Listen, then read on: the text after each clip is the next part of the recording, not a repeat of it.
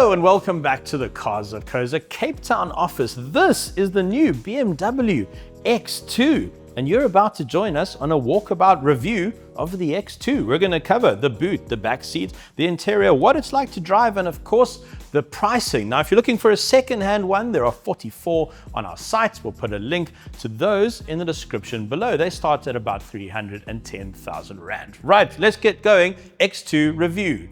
Walk around with me. That's what we're doing now. Okay. Power slide into the DMs. WhatsApp the dealer directly from our site. Less phone calls, less awkward.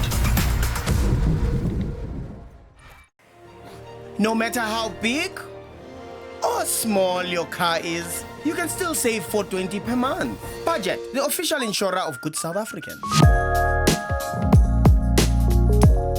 Now at present, in May 2024, there are only two variants of the X2 available in South Africa. There's this, the S-Drive 18i M Sport, and the X2 M35i. This is powered by a 1.5 litre 3-cylinder motor with 115 kilowatts and 230 Newton meters. And we'll get to a bit more of that a little bit later, but let's stick with the pricing. So one of these base price is 880,000 Rand. The 35i, that's 1.12 million. From Mercedes-Benz, there is the GLA, which is a bit more expensive, but technically that's not a coupe SUV. So really this car's only natural rival is the Audi Q3 Sportback, which interestingly costs 100,000 Rand less and comes with a 4-cylinder motor. Right, the boot. Now at 560 litres, BMW says the boot has grown 90 litres over the previous generation X2, and it compares very favorably with the claimed size in the Audi, which is 410. Now, manufacturers sort of measure these things a bit differently, so if you're looking for a big boot, it's best to just go have a look for yourself. But let us do our highly scientific cooler box test. And wow, that actually kind of disappears in there. Eh? That's pretty impressive. Maybe about a 7 to 8 cooler box, I would say. Now the boot is quite well appointed. You do get these shopping hook handle holder things, which are nice. You get a 12-volt socket back here, and South Africans do love a spare tire, and you do get a space saver in there. And the boot floor is hinged and sort of stays out of your way. So that's quite nice when you're working in there. It's not going to fall on your head. Now, a weird omission is that there's no release for the back seats on the shoulders of the seats. They do fold 40, 20, 40, but you actually have to go around to the side of the car and pull the release, which is a bit of a weird omission. But luckily, the electric tailgate is fitted as standard.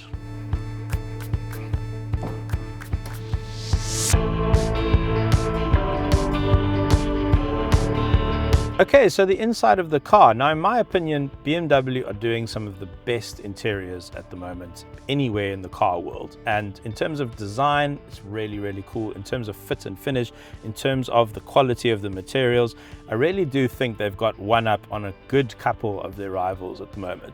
You'll probably notice this floating thing over here. This is really cool. Here's a couple of your controls. Your gear knob is actually just that little thing there. That's drive, that's reverse, start the engine over there. You've got wireless phone charging. And then up on the dash, this sort of really nice curved screen with your instruments and your infotainment in one sort of panel. And you've got BMW OS 9 on here, which interestingly is Android based. Now you can log into your BMW, which I'm not going to do right now because I don't have a BMW account. Then you can connect it to the app on your phone, and then your phone and your car talks to each other, and you can see the range left and that sort of thing. It's all quite useful. Wireless Android Auto, wireless Apple CarPlay. You've got a personal assistant that you can talk to your other personal assistants if you like.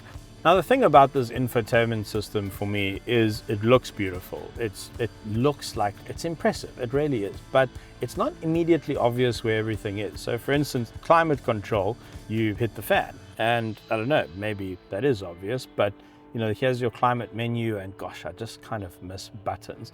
But what is interesting about this interior is what's missing. So for instance, you have to pay more for electric seats And this car is already fitted with 110,000 Rand worth of options. Now, we'll put the link to the configuration that we've done in the description below so you can see the exact list of options. It'll take me about half an hour to go through them.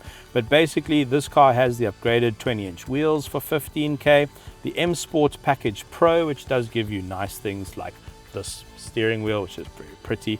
Equipment package, which gives you things like comfort access, so you have to pay extra for comfort access.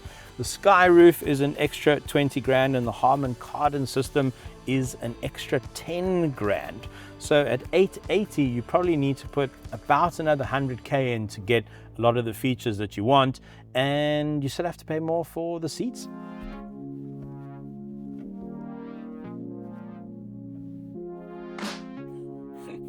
Oh, the 7 airbag.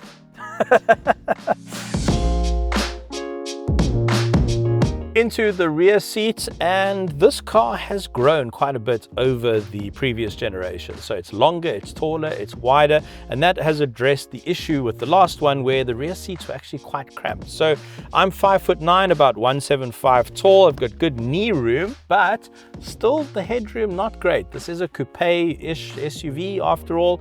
If you're 6 foot and above here, I think you are going to be hitting your head on the roof, unfortunately. You do have 2 air vents back here, 2 USB Type-C ports. In here you've got 2 drinks holders and ISOFIX child seat mounts, and most importantly a center seat proper safety belt.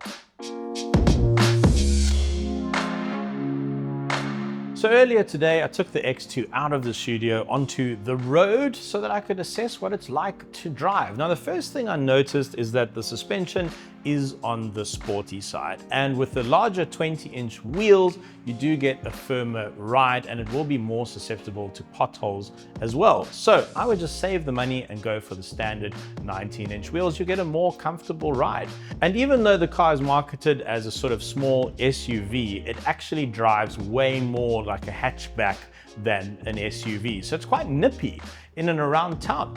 Now with power outputs of 115 kilowatts and 230 Newton meters from the 1.5 litre turbo petrol 3-cylinder, might sound a little bit low, but actually it's in line with the competition, and in my opinion more than enough to dart around town with the car and cruise on the highway. The 0 to 100 time of 9 seconds sounds a bit slow. It feels a bit faster than that. Top speed 213 kilometers an hour. And in terms of the sound of the car and the ride quality and the engine noise, 3-cylinder engines can tend to be a little bit noisy, but I think BMW have done well to balance out the engine sound and to insulate the engine sound. So unless you're taking it to the red line, you're not actually going to hear that sort of 3-cylinder thrum too much. I always like that word, thrum, but there's no other word to describe a 3-cylinder engine.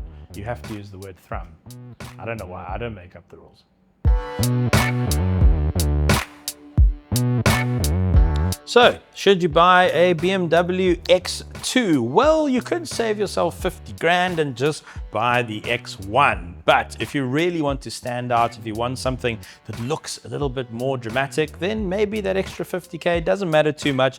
You can get yourself an X2. In terms of the rivals, the Audi Q3 Sportback and arguably the Volvo XC40, which is a bit more of a different proposition, more of a family car, but more practical. So for me, it's between this, the X2 and the Audi Q3 Sportback, and what I would recommend is going to check them both out in person, take them for a test drive, and make your decision from there. Thanks very much for watching. We'd love it if you liked and subscribed to the channel. I'll see you on the next one. Dream, search, drive.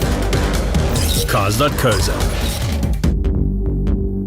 A lifetime guarantee on all repairs is a lifetime of sidestepping, tackling and modeling your speedos happily.